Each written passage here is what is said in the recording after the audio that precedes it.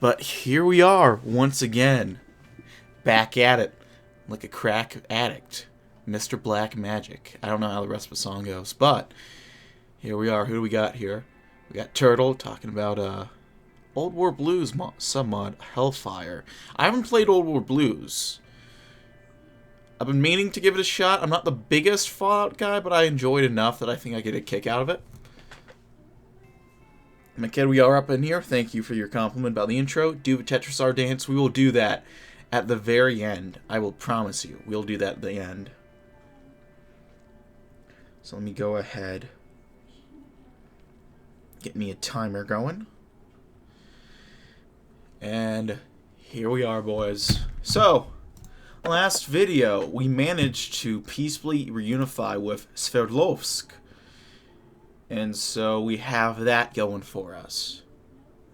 You can find a snack that won't kill my job. Probably a good idea. I don't want you to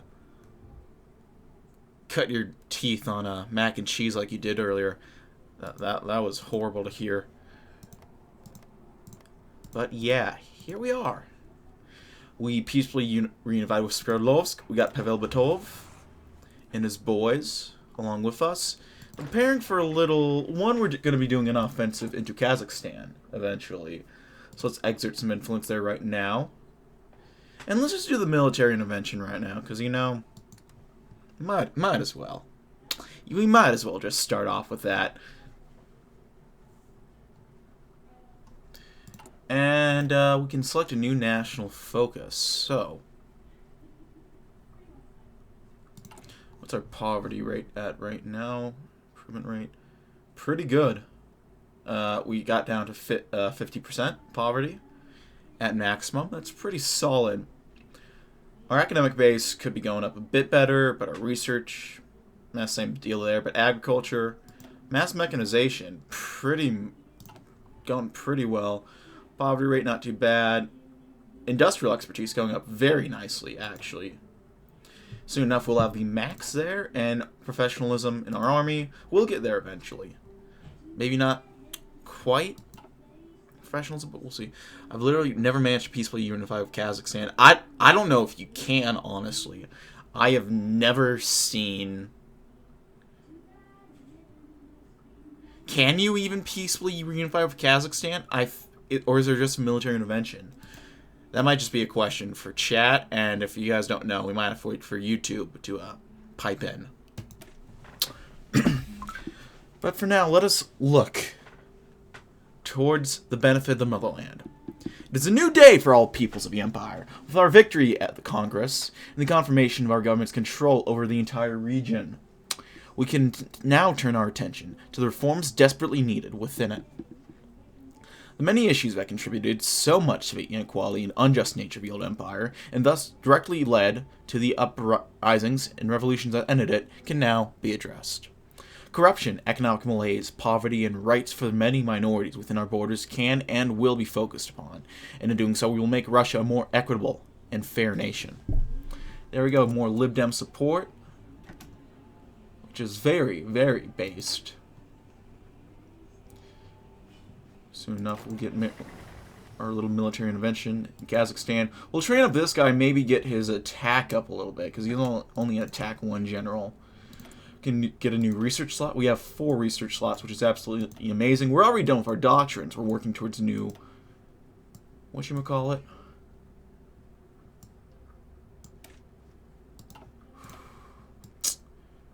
New artillery? That's what you call it. So we can get working on support companies. Not that it'll actually matter, because I think we're actually able to reunify peacefully with both of these guys. The End of Wonders has hit us.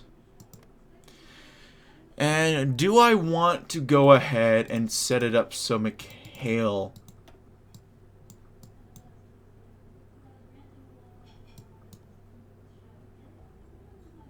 is who we unify with. I don't think there's an event, but in the case that there is, and just for thematic purposes, tag cam. I kind of just want to give them a shot. We'll do this. If they can't manage, then so be it. Because I think it would be very, very beautiful and very thematic if we ended up going up against Cheetah at the end. So that's why we're doing that.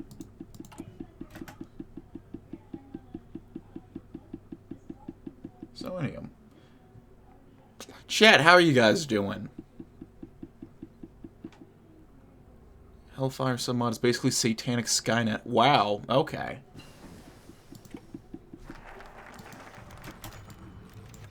Glad helping out his cousin is very base, indeed. Evening had returned to the city of Perm, ending another day of destruction. Destruction of the Horde legacy and hated Aryan Brotherhood.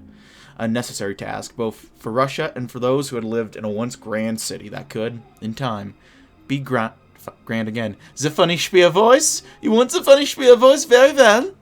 On the city's outskirts, Alexander Medvedev returned home, having paid respects to his late wife. As he had every night since the election of Prime Minister Gul and his cadets, Medvedev prepared a simple meal and sat down in front of the radio. But unlike every night, there was a speech by the same Prime Minister about to be broadcast. And after a short transition, the speech began. Good evening, fellow citizens, Gul began. I speak to you tonight as your Prime Minister to offer a promise. A promise I affirm before all the people of Russia, from Arkhangelsk to Samara, and from Moscow to Vladivostok, that you shall know a better tomorrow. Tsar Evan, how you doing? Welcome. My government, working closely with the Tsar, a man whose dedication to liberation has never wavered, will act to ensure the fundamentals and deserved freedoms of every citizen in the Empire. It matters not one's faith or culture, for they and you be Russians all. Russians all who will, one day soon, live in peace and prosperity under the imperial flag. Though Medvedev's radio was a simple one, even he could hear the sincerity in Gul's words ring out across the room. For the first time since the Tsar's authority had returned to Perm, he felt hope. He knew that the rest of Russia could not but feel the same. Hope returns to Russia.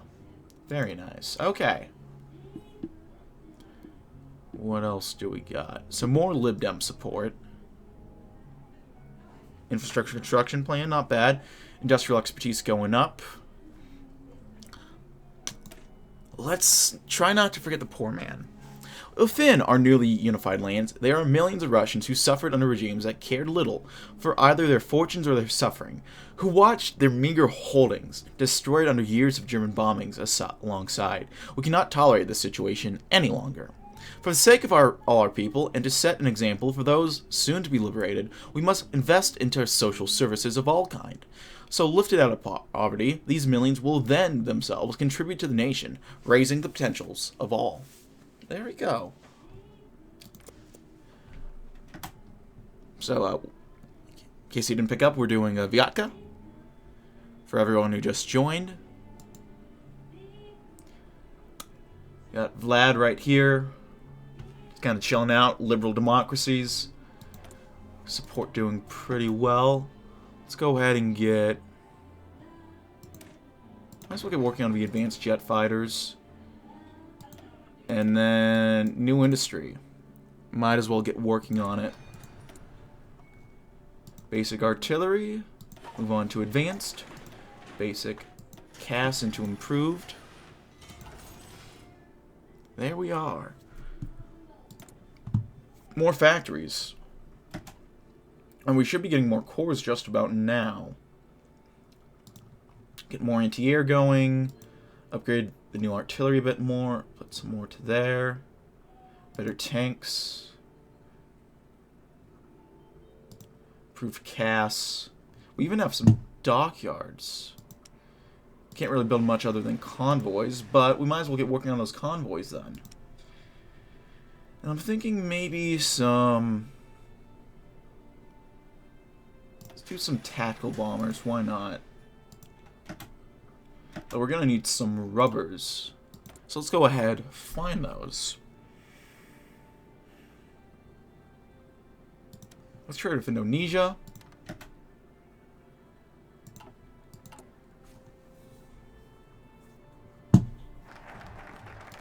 So let's not forget the poor man.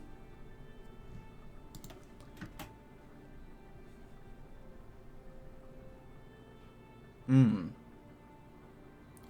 do we start with? How is McKed having a hard time? He went to the dentist, and they put it in some filling, so his mouth is numb. He tried eating mac and cheese, but, well, McKed can tell the story if he wants to. Let's see, what else do we got?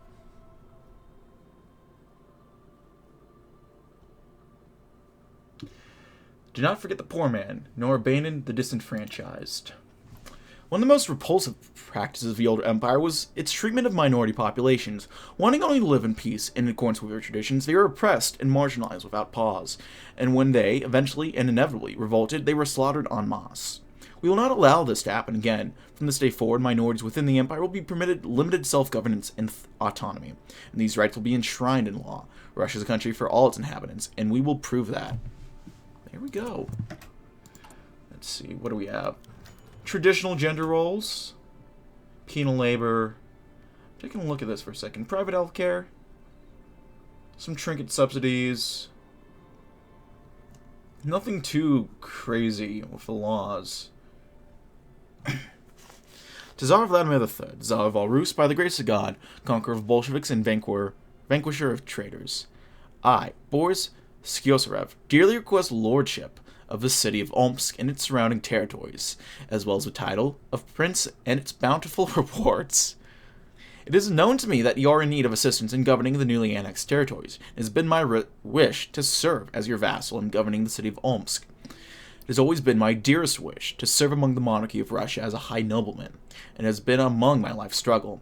I will pledge my eternal loyalty to you in return for thy lordship. I also pledge that Omsk will be transformed into the most prosperous in the Tsardom under my rule, and you will see the great bounties of my leadership. I do request that you remember my servitude for you while you deliberate this decision, and recall how loyal I was to you in times of struggle. If you grace me with your greatness, I will surely pay it back in full. Your esteemed Chief Foreign Minister, former Prince of Andorra, former Count of Orange, Baron Boris Mikhailovich Skyosarev Mavrusov. Who the fuck does this guy think he is? Well, other than the rightful Prince of Omsk, apparently.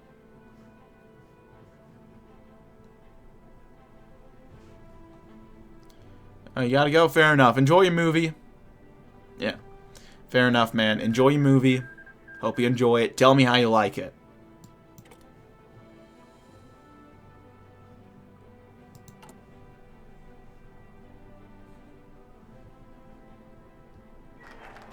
More band of a disenfranchised.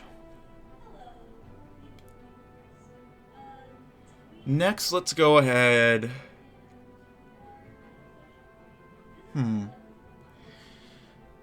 Wasn't that guy who got drunk in Finland in the USA when he's on diplomatic? Yep, that guy exactly. That one exactly.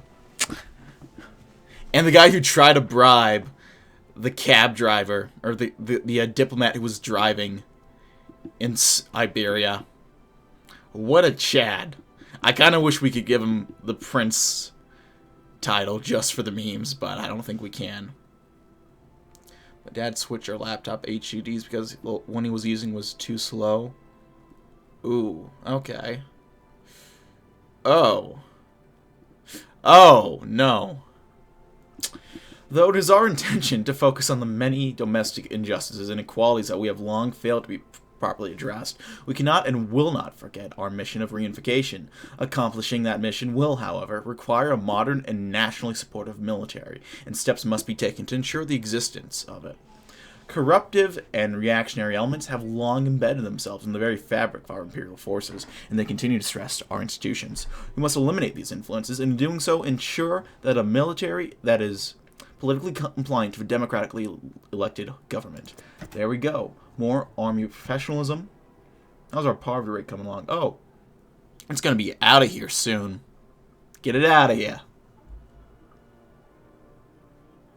Well, look, we have nothing in the way of radicalism. We have received news that our chief foreign officer, Boris Skyosarev, sent to the United States on a regular diplomatic mission to the country, has been arrested by U.S. agents in the airport on his way back to Russia. Arrested for attempting to smuggle drugs out of the country. He is currently being held in American jail. Oh my god. One of his assistants has reported back to us saying he just wanted to have a good time. Sent to further relations with the U.S. and the rest of the OFN, it appears Boris may not be doing his job that well. We have further reports that Boris spends most of his time partying in America and not actually doing his job. Reportedly, he spends most of his time partying in the States and going to nightclubs. But at this point, what else should we fucking expect? It will be costly to get him out of the country free of any charges, but we should have enough good dealings for the U.S. to get him out with only a monetary prize. Some of our ministries are saying that we should just leave him there, as he's more of a hindrance than anything. Vladimir III has decided, however, that he will be brought back to Russia. Maybe he even learned something this time, but with Skyosarev, I doubt it. Oh my god, what a chat. Okay, let's see what's going on there. Cheetah's pushing a little bit back with the help we gave them. Though how much it's going to do, we'll have to wait and see. As Yakovrovkin once again walked the streets of Vyatka, he could not help but marvel at the changes that passed over the city. He saw it with every step. He saw it in the complete lack of hostile stares that had once followed him. He saw it in the absence of thugs that had once menaced the Jewish neighborhood. And he saw it as he entered the kosher butcher shop on the face of Isak, whose eyes brightened and smiled widened in a way that Yakov had not seen in many years. Yakov! How are you, my friend? Better than I have in a long time, Isak, Yakov replied truthfully. The day since his vicious beating at the hands of the Russian Protective Corps had brought real change indeed, both to his life and to those of the wider Jewish population of Biatca. I'll take the usual again. Rahel and I are having dinner tonight. He looked through the window. I hope that the PRC doesn't seem to be... I noticed the PRC doesn't seem to be around here anymore.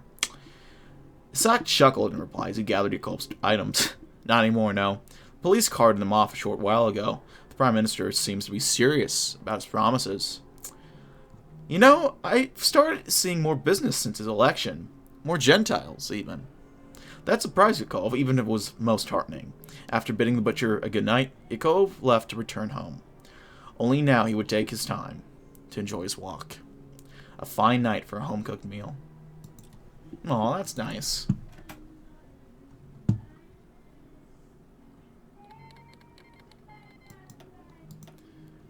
There goes Egypt.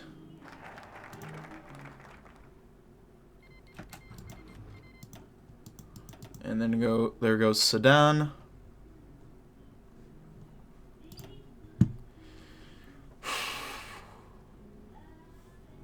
Let us not forget the poor man who will build the empire.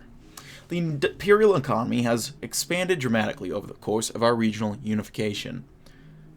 Industrial expansion, trade connections, and the integration of workforces have brought our people great prosperity, especially in comparison to those around us. However, we're no longer a small nation of limited means, and the needs and challenges of our economic paradigm have changed dramatically. We must therefore reforge and refocus our economic plans and procedures to address them. Our budget will therefore be amended to fund integrated industrial ventures across the nation and reduce the barriers that impede business growth. So more civilian factories and a decrease of quarantine time. Not too bad, especially since we're about to go into Kazakhstan. Yeah. Other Tsar's losing again. He's pushing back in, actually. He's getting back to his old borders. So there goes Kazakhstan. General Nikolai Rumyanstev had been a soldier for most of his life. First to the French and now the Tsar. In that time he had grown to know well both the heights of valor and the depths of depravity of man. He remembered the righteous anger that had driven him for so long, from France proper to the hell of North Africa, even when all had seemed, and in truth was, lost. And now as he observed the new recruits receiving their basic training, he felt a deep melancholy. He believed in Tsar Vladimir's cause to secure a future for the lands of his ancestors, but he could not forget the lives that had already been lost in pursuit of it, of those who would be further lost as that pursuit continued, especially once the inevitable campaign to secure the German-occupied lands to the west began. The boys in front of him were strongmen, driven by righteous anger, and they would be well trained, but he knew that they were not ready to face the true depravity of a German menace. Not ready for the meat grinder that they would be thrown into. But he would not allow that to stop him. The days of the final showdown between Russia and Germany was fast approaching, and he would prepare for them for that as best as he was able. Our work will never be done. Well, let's push him into Kazakhstan. Very nice so far.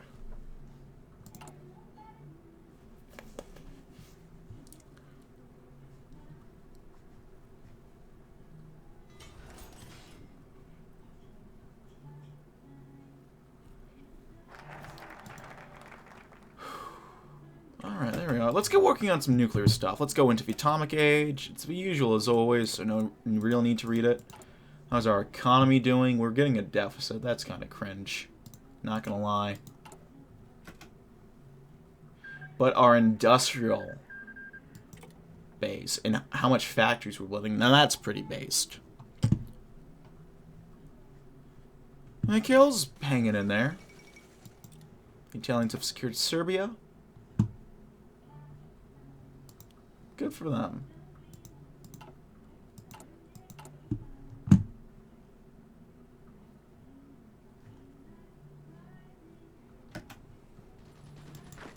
You take him out real quick, buddy. Thank you. And look at that. We're just moving into Kazakhstan.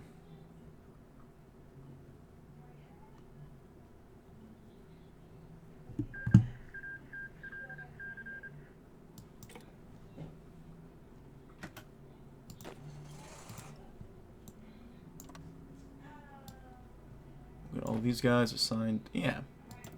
There you go. That works beautifully, actually. I didn't even need to meddle too much with that. Just have them push in to the atomic age.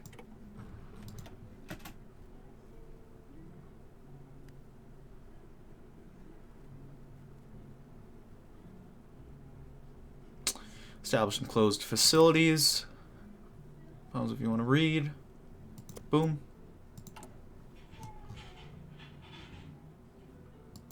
Academic base, research facilities, get those improving.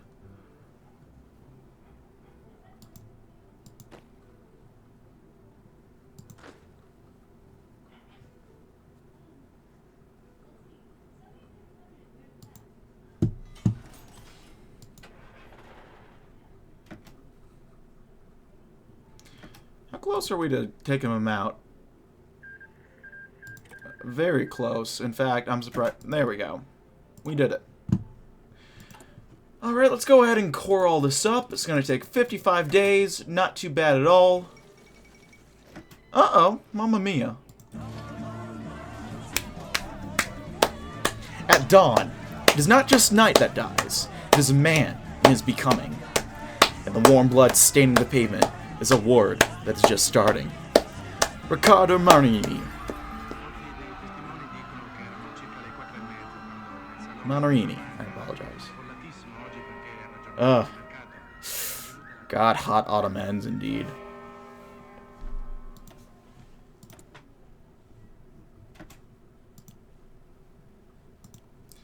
That's,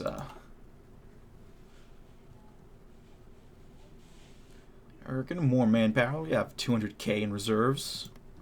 Core the rest of this up. And I know someone was saying in the comments section that they wanted me to annex some of these to make the borders a little clearer. So let's go ahead and do that. Annex.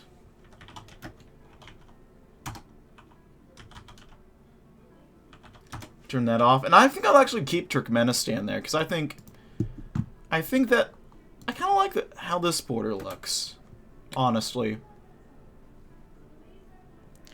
I got Batel as my field marshal. I did. I did indeed. Let's do a foundation for research.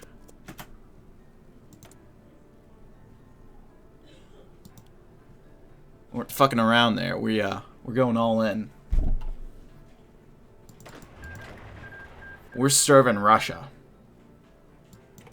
Okay, crap. I gotta hop back in and make sure that, there we go.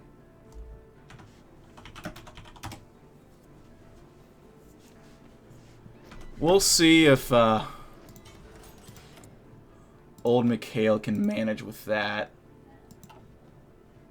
Probably not, but we'll wait and see. I mean, I think that doesn't look bad, but chat, what do you guys think?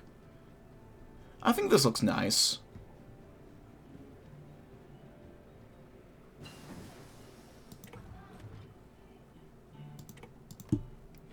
What's going on here? Bald man is hanging on.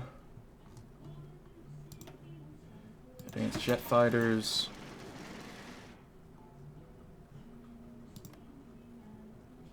Don't know what's going on, but it looks beautiful. Thank you, McCad. Thank you. That's a mighty thick Russia.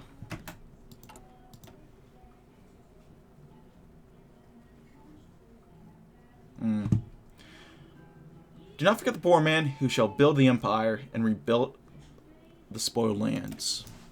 Every year, even years removed, the effects, visible and otherwise, of a decades-long German terror bombing still scar our nation. The conflicts of regional unification only amplified them. One of the most important aspects was on the proper utilization of arable land. Much of it currently lies fallow or poorly used, and this is leading to rampant food insecurity across the empire. This will be corrected with all haste. We will invest into agricultural reconstruction and mechanization and encourage farmers to return to their fields.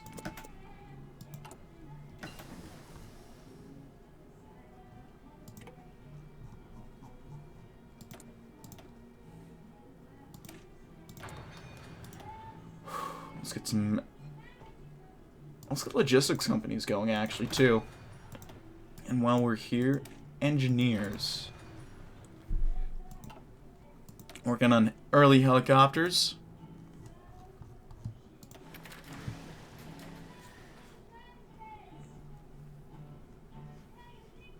Might as well start building a few.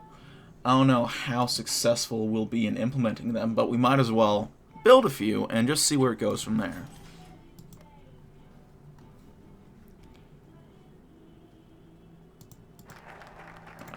Come on, Mikhail, you can do this.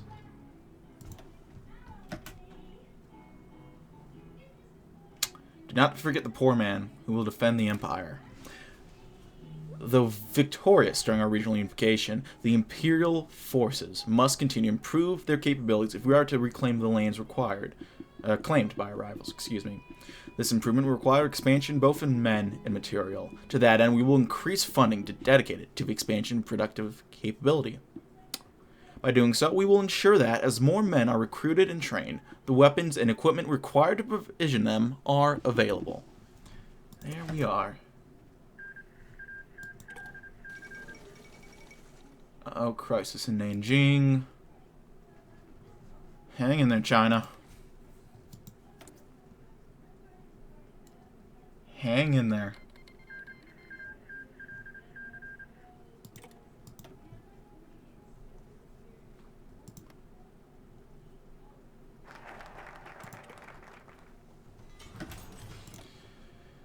Do not forget the poor man who will defend the empire and bring ruin to the enemy. Despite our reforms and advancements, the fact remains that the imperial forces, as they exist, are simply not the equal of those of the other major powers. This is essentially true in the case of advanced weapons and strategic capability. If we want to be accepted as a great or even regional power, we must act decisively to continue our programs of modernization and technical innovation. Additional funding and resources will be made available for this purpose. There we are.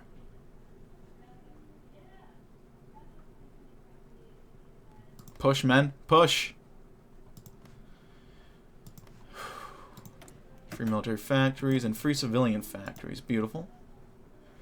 What has some good free factory slots? Tyumen, Omsk. Omsk especially. How about over here? Murmansk. I might want to build some naval dockyards there eventually. Though for how much longer we'll have a chance to do that, that's the question, isn't it?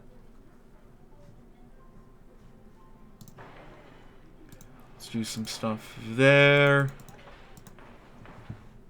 There. Here.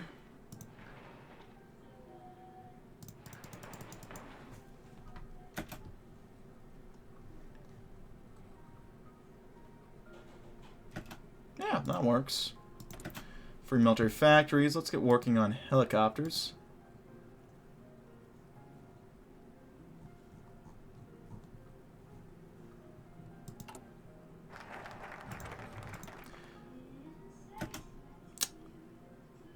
Well, what do we want to do next? That infrastructure boost will be nice. The expertise, I think, is going to be irrelevant coming up, but it's not a bad idea. Free press wouldn't be too bad.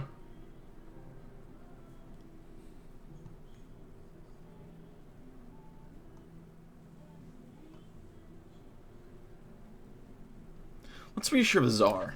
It's no secret that Tsar Vladimir is not a supporter of our agenda. However, regardless of his personal opinions, we were chosen by the people to form government, and he must accept this. He must be seen to accept this. But we need not force this upon him and promote further discord. Prime Minister Gul will make a personal appeal to the Tsar in the interest of the nation, and reassure him that, whatever our personal political differences, we only have the Empire's long-term interest at heart.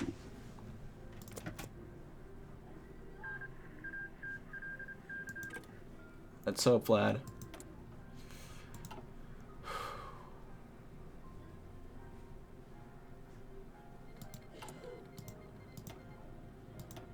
Okay, let's delete some of these templates. These are fucking horrible. I hate that the AI spams all these, and I hate that when the AI gets troops moved over and you integrate them, there are a ton of these. It's horrible, and I hate it. We got some tanks, which we'll keep those, but tanks seem pretty good. Same deal with the motorized. I mean, it's doubling up, but not the biggest deal.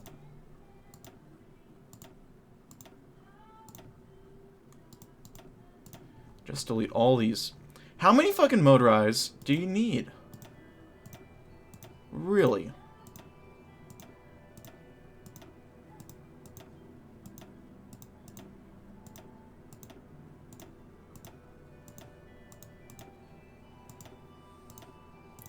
Yes, I'm very sure.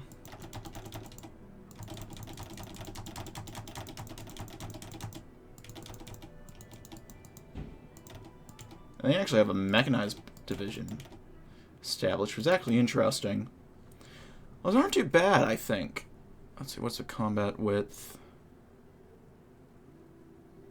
Combat width of 0.8. What? That's not right, right? It can't be.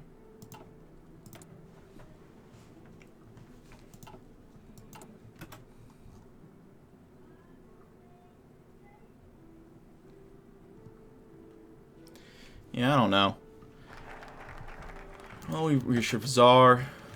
The memories of the Russian Empire had been ones of absolute power centralized in the hands of the Tsar, a dutiful ruler dedicated to his people, a sort of parent figure. At least, it was how some people remembered it to be, or how they were taught to think of it as such. Cases like Tsar Vladimir Romanov, a man born after the fall of autocracy, one that was still clinging on to the ideas of a Tsar being a powerful ruler dutifully working for his people's betterment. Yet that ideal was being challenged by Gul and his reforms that even transformed the Russian monarchy into a constitutional one. The Tsar and his prime minister were both sat on an imperial-style couch that Vladimir had come into possession of, a memento of sort of a bygone era that he'd never come to know personally. He'd arranged a meeting with Gul on the matter of privileges according to the Tsar's family and himself, as fears of those being reduced, if not outright removed, started to plague Vladimir in the last few days. Your Imperial Majesty, I understand that you fear seeing your royal privileges taken away, especially as powers that once were yours until recent reforms are taken away to alleviate your Majesty's shoulders. However, I can assure you that they shan't be taken away in any circumstance, as you remain Tsar first and foremost, but also because you're the symbol of the people. Vladimir listened with great attention, nodding to Gul's reassurances with a small weight being lifted off his chest. Perhaps the Prime Minister had not been entirely honest with him, and only time would tell if that was the case, but in this instant Vladimir had, for the most part, utmost confidence in Gul's words. Reality and fiction are fickle things. A national focus set. Meanwhile, these guys have all these national focuses to catch up on.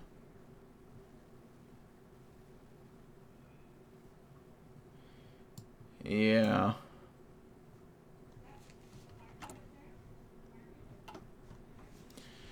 You know, I'll just leave it be. If Mikhail can push, I'll let him push through. And if not, then he doesn't. Actually, I take that back for now. We'll do it one more time. Third time's a charm, right? Spain 17 units, and there we go. Tag Kirill. Those tank divisions are pretty solid overall.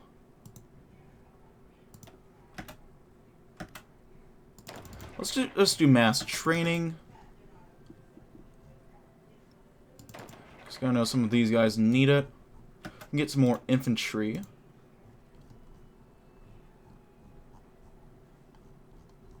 Gonna dip a while. Project due today and forgot until now. Get on it, man. No pressure on my end.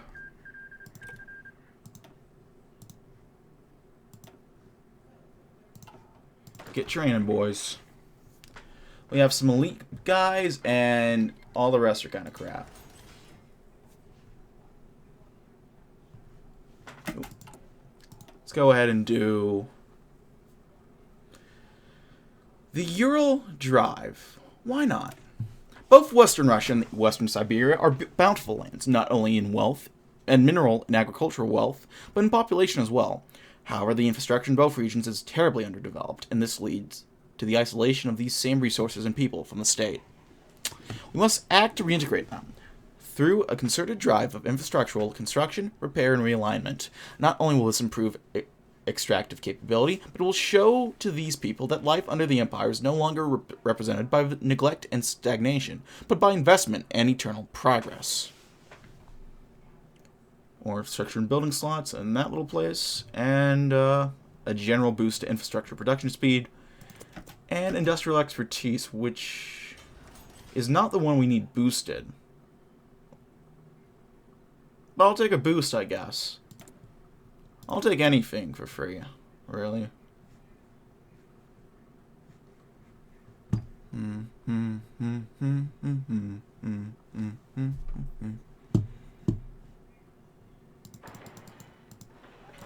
Let's get working on some of these factories.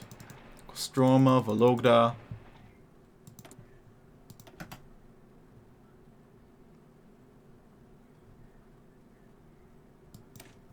Let's get some improved attack helicopters. Ural Drive. And then what do we want? Probably trans-Russian railroads. It is undeniable that one of the old empire's greatest achievements was the construction of a Trans-Siberian Railway linking Moscow and Vladivostok, and thus the entire country, in a way not experienced before. Welcome back. With our efforts towards the continued expansion of state infrastructure, we may be able to connect and integrate both the old and new networks. By doing so and working to create an all-encompassing trans-Russian railway, we will connect our millions of citizens as never before, and enjoy the resulting social, economic, and military benefits it would bring. There we go. We are on Vladimir, or Chadomir, I should say.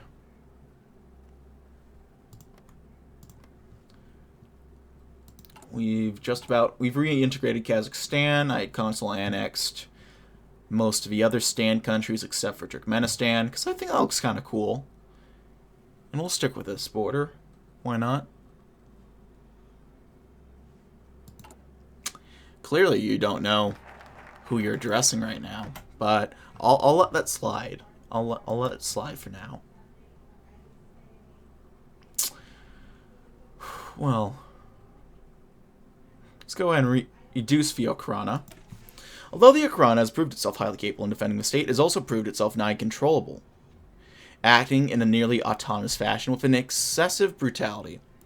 This can no longer be tolerated under our administration and poses a danger to stability besides. We will therefore conduct a full and independent investigation into their operations and affairs and, once completed, drastically reduce their budget.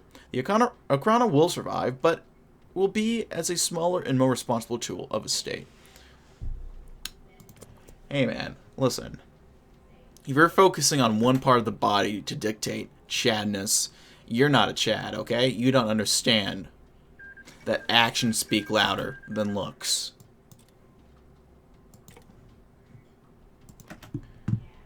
Federal government. Oh, Franco. Not having a good time, are ya?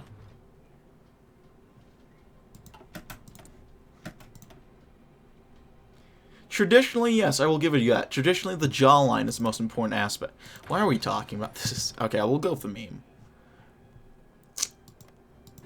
Traditionally, perhaps, but traditions have led Russia into ruin. So, all I'm saying is that we need to redefine what our traditions have dictated before. And that's all I'm saying.